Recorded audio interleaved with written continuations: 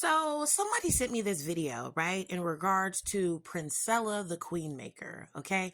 And on all of this different Princella content, y'all, I have been seeing males constantly say a woman can't be a queen without a king.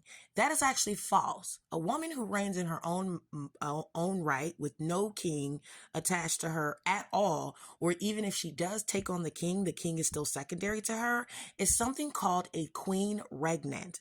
There are actually 5 different types of queens. There's the queen consort, who y'all are most familiar with. That's a queen who becomes a queen through royal blood from being a princess and then marrying a king. Okay. You have the queen mother. You have the queen dowager. You also have a queen regent as well. So let's take a journey through African queens that were queens regnant. Okay. Amina, the queen of Zaria from Nigeria.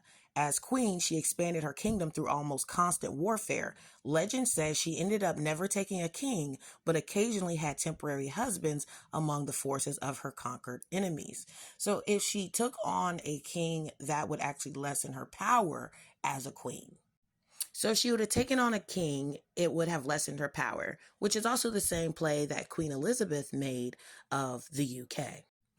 Now, Queen Amina was also a huge warrior princess. She spent all of her time actually in war and expanded those territories as well as reigned over them successfully for around 35 years.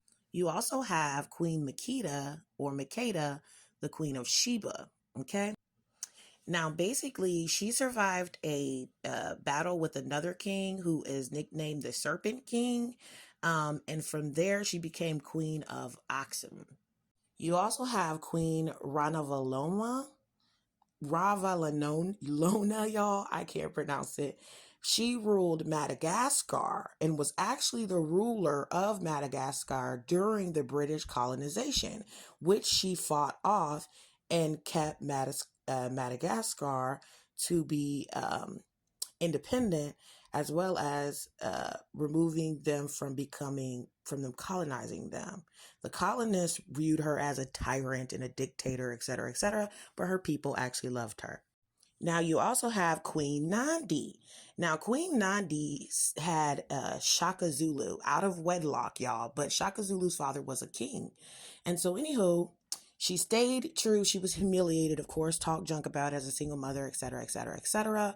And she and Shaka Zulu rose to power, okay? But he established her as a queen regnant without a king. And she could also be considered a queen mother too, because she was the mother of a king and therefore was a queen, okay?